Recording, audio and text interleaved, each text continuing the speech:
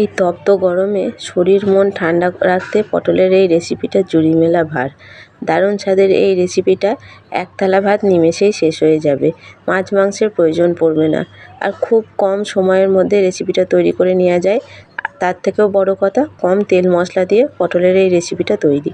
একদম সম্পূর্ণ নিরামিষভাবে তৈরি করে দেখাবো। কিভাবে এই রেসিপিটা করছি প্রথম থেকে শেষ অবধি ভিডিওটা দেখতে থাকো। আশা করছি তোমাদের ভালো লাগবে। এটা ভাত বা রুটি পরোটার সঙ্গেও খেতে পারবে, দারুণ স্বাদের হয়। চলো তাহলে রেসিপিটা শুরু করা যাক।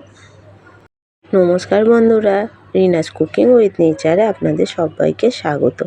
চলে এসেছি আজকে রেসিপি নিয়ে। সম্পূর্ণ নিরামিষ একটা পটলের রেসিপি তৈরি করে দেখাবো।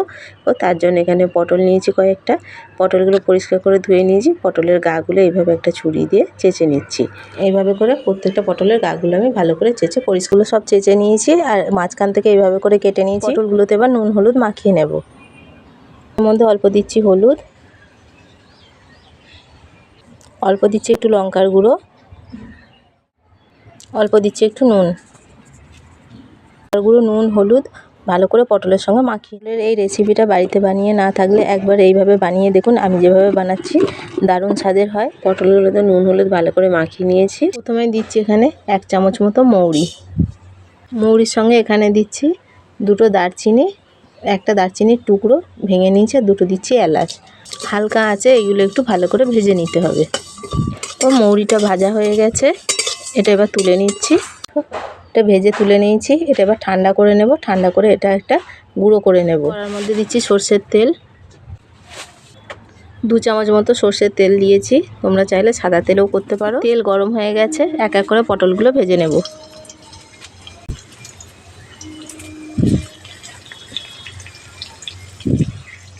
খুব বেশি লাল করে পটলগুলো ভাজবো না, হালকা লাল করে পটলগুলো ভেজে নিতে হবে।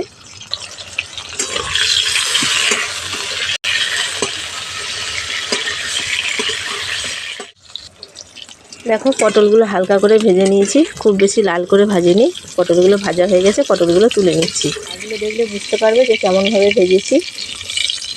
খুব হালকা করে একটুখানি ভেজে নিয়েছি। পটলগুলো একই রকমভাবে ভেজে নিচ্ছি।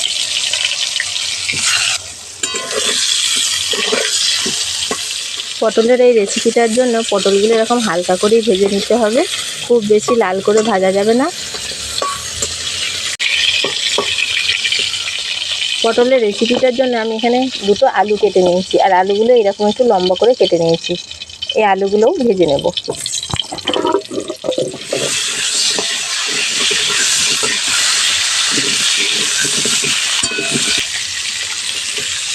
আলুগুলো একটু ভালো করে ভেজে নিতে হবে, যাতে আলুগুলো অর্ধেকটা সিদ্ধ হয়ে যায়। ঢাকা দিয়ে দিলে আলুগুলো তাড়াতাড়ি সিদ্ধও হয়ে যাবে আর ভাজাও হয়ে যাবে। ঢাকাটা খুলে আবার একটু নেড়ে দেবো। এইভাবে একটু ঢাকা দিয়ে আলুগুলো সব ভেজে নিচ্ছি। ঢাকা খুলে এইভাবে করে আলুগুলো ভালো করে ভেজে নিয়েছি। আলুগুলো ভাজা হয়ে গেছে, আলুগুলো তুলে নিচ্ছি।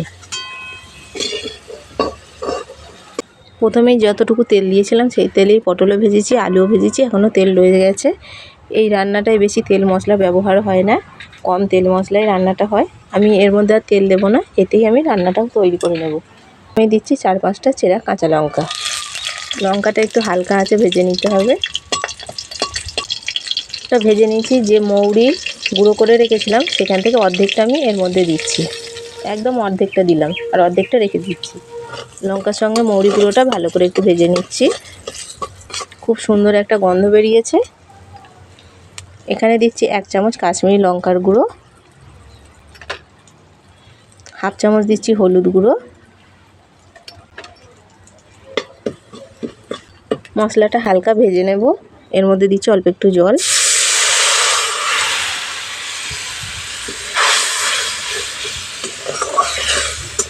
জল দিয়ে মশলাটা একটু হালকা করে ভেজে নিতে হবে। মশলাটা যাতে পুড়ে না যায় তার জন্য অল্প একটু জল দিলাম।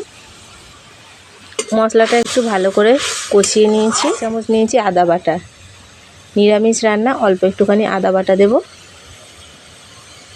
আদা বাটাটা দিয়েও মশলার সঙ্গে ভালো করে একটু হালকা আঁচে কষিয়ে নিতে হবে। আপনারা গ্যাসে করলে এই সময় গ্যাসের ফ্লেমটা একদম লো করে রেখে দেবেন। আমি একটু ঢাকা দিয়ে দিচ্ছি। ঢাকা দিয়ে আদা আর মশলাটা ভালো করে একটু কষিয়ে নেব। ঢাকাটা এবার খুলে নিচ্ছি। কালারটা কতটা সুন্দর এসেছে দেখো। হালকা আঁচে মশলাটা খুব ভালো করে কষিয়ে নিয়েছি। মশলা থেকে তেল ছাড়তে শুরু করেছে। পরিমাণ মতো দিচ্ছি নুন।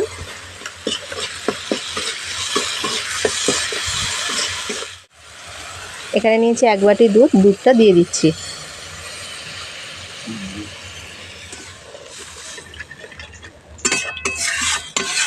গ্রেভিটা খুব ভালো করে ফুটিয়ে নেব। ঢাকা দিয়ে দিচ্ছি। ঢাকা দিয়ে একটু ভালো করে ফুটিয়ে নেব। গ্রেভিটা ফুটতে শুরু করেছে। গ্রেভিটা যতক্ষণ না ফুটবে ততক্ষণ এর মধ্যে ভেজে রাখা আলু পটলগুলো দেওয়া যাবে না। গ্রেভিটা খুব ভালো করে আগে ফুটিয়ে নিতে হবে। দুধ দেওয়ার কারণে দুধটা অনেক সময় কেটে যেতে পারে। দেখো গ্রেভিটা ফুটে উঠেছে। ভেজে রাখা পটল আর আলুটা দিয়ে দিচ্ছি।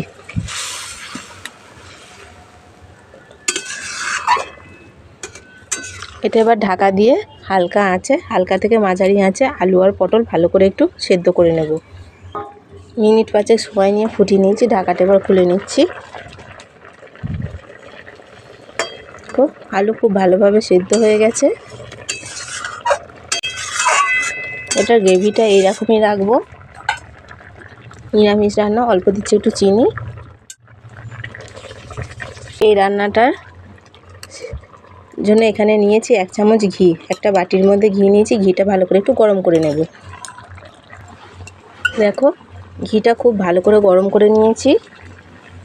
যে মৌরির গুঁড়োটা রেখেছিলাম সেই মৌরির গুঁড়োটা এর মধ্যে দিয়ে দিচ্ছি। দেখো বাটিটার ঘিটা গরম করে মৌরির গুঁড়োটা দিয়ে একটু ভেজে নিয়েছি হালকা করে। এটা এবার এর মধ্যে দিয়ে দিচ্ছি। এই ঘিটা এর মধ্যে দিতেই হবে। এইটা দিলে তবেই এই রান্নাটার টেস্টটা ভালো হবে। আর এটা সব শেষেই দিতে হবে। খুব ভালো করে একটু মিশিয়ে নিচ্ছি।